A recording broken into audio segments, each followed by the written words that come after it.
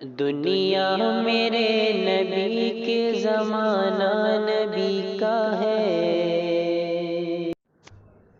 السلام علیکم ورحمۃ اللہ وبرکاتہ۔ محترم ناظرین، میں مفتی محمد فرمان قاسمی اپنے یوٹیوب چینل اسلام ٹوڈے آفیشل پر آپ کا خیر مقدم کرتا ہوں۔ ناظرین، ایک اور سوال اور اس کا جواب لے کر میں پھر آپ کی خدمت میں حاضر ہوا ہوں، اور سوال آج کا یہ ہے کہ آج کل جو کرونا وائرس کے نام سے ایک وبا عام ہے، اس حوالے سے مسلمانوں کے لیے شریعت میں کیا رہنمائی ہے،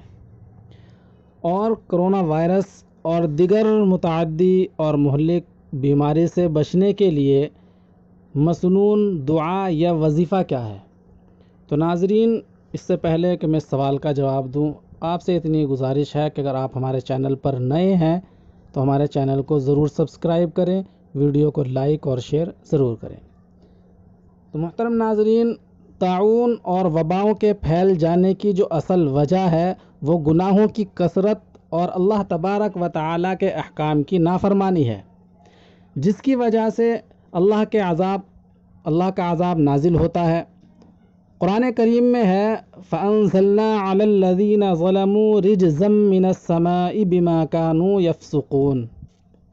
ترجمہ اس کا یہ ہے کہ ہم نے نازل کیا ان ظالموں پر ایک آفت سماوی، یعنی وہ آفت سماوی طاعون تھا، اس وجہ سے کہ وہ عدول حکمی یعنی نافرمانی کرتے تھے۔ اور حدیث شریف میں ہے کہ حضرت عبداللہ ابن عمر رضی اللہ عنہ فرماتے ہیں کہ رسول اللہ صلی اللہ علیہ وسلم ہماری طرف متوجہ ہوئے اور فرمایا،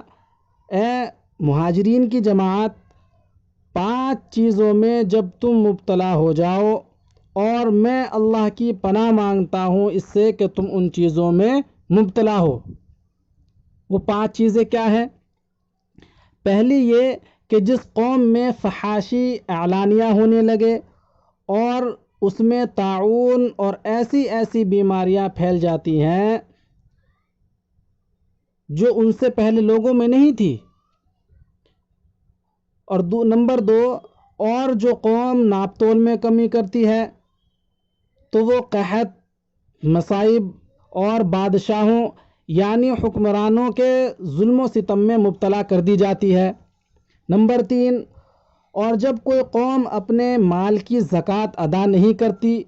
تو ان سے بارش روک دی جاتی ہے، اور اگر چوپائے نہ ہو تو ان پر کبھی بھی بارش نہ برسے۔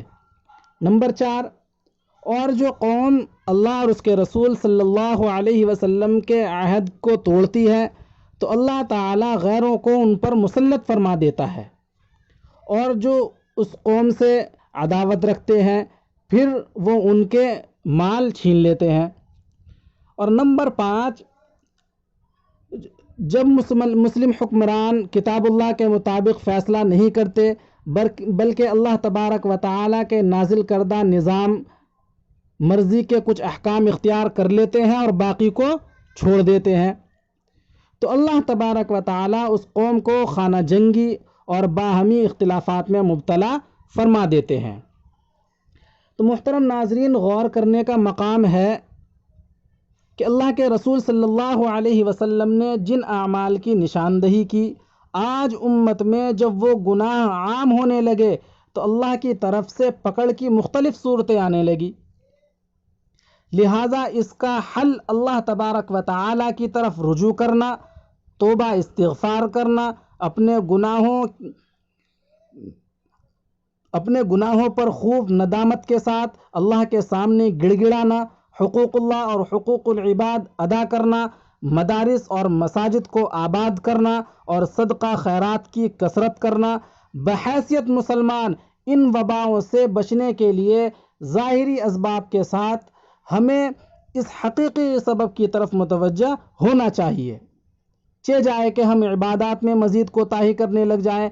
ایسے حالات میں مساجد کو اور بھی زیادہ آباد کرنے کی ضرورت ہے۔ قاضی عبد الرحمن الدمشقی الشافعی اپنے زمانے میں 764 ہجری کے طاعون سے متعلق لکھتے ہیں کہ جب طاعون پھیل گیا اور لوگوں کو ختم کرنے لگا تو لوگوں نے تہجد، روزے، صدقہ اور توبہ استغفار کی کثرت شروع کر دی، اور ہم مردوں، بچوں اور عورتوں نے گھروں کو چھوڑ دیا اور مسجدوں کو لازم پکڑ لیا، تو اس سے ہمیں بہت فائدہ ہوا۔ اسی طریقے پر حیات الصحابہ میں ہے، حضرت سعید بن مسیب رحمۃ اللہ علیہ کہتے ہیں کہ حضرت ابو عبیدہ رضی اللہ عنہ اردن میں طاعون میں مبتلا ہوئے، تو جتنے مسلمان وہاں تھے ان کو بلا کر ان سے فرمایا کہ میں تمہیں ایک وصیت کر رہا ہوں، اگر تم نے اسے مان لیا تو ہمیشہ خیر پر رہو گے۔ وہ کیا ہے؟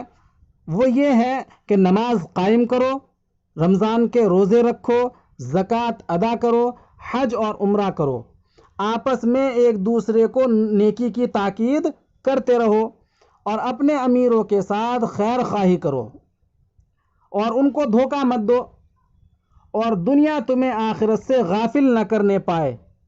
کیونکہ اگر انسان کی عمر 1000 سال بھی ہو جائے تو اسے ایک نہ ایک دن اس ٹھکانے یعنی موت کی طرف آنا پڑے گا جسے تم دیکھ رہے ہو۔ اللہ نے تمام بنی آدم کے لیے مرنا طے کر دیا ہے، لہذا وہ سب ضرور مریں گے، اور بنی آدم میں سب سے زیادہ سمجھدار وہ ہے جو اپنے رب کی سب سے زیادہ اطاعت و فرما برداری کرے اور اپنی آخرت کے لیے سب سے زیادہ عمل کرے، اور ایسے وقت خوف و ہراس اور دہشت پھیلانے سے گریز کرنا چاہیے، ایک دوسرے کو حوصلہ دینا چاہیے، بیجا توہم پرستی کا شکار نہیں ہونا چاہیے، محض مرض کے خوف سے عبادت ترک نہیں کرنی چاہیے، بلکہ ظاہری جائز اسباب اختیار کر کے اللہ تبارک و تعالی پر توکل کرنا چاہیے۔ اور اس کا وظیفہ صبح و شام، فجر اور مغرب کے بعد 3 مرتبہ ان دعاؤں کا اہتمام کریں۔ اعوذ بکلمات اللہ التامات من شر ما خلق، اس کو 3 مرتبہ،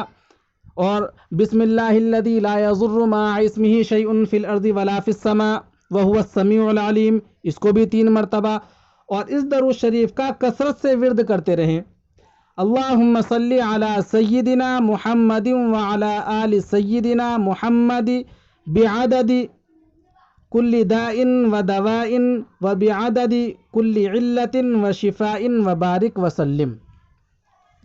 ان اعمال کے اہتمام سے انشاءاللہ کرونا وائرس اور تمام وبائی بیماری، روحانی اور جسمانی بیماری سے انشاءاللہ حفاظت ہوگی۔ امید ہے کہ آپ کو یہ تمام باتیں سمجھ میں آ گئی ہوں گی۔ اللہ عمل کی توفیق عطا فرمائے اور تمام مہلک بیماری سے تمام امت مسلمہ کی اللہ تبارک و تعالی حفاظت فرمائے، آمین۔ السلام علیکم ورحمۃ اللہ۔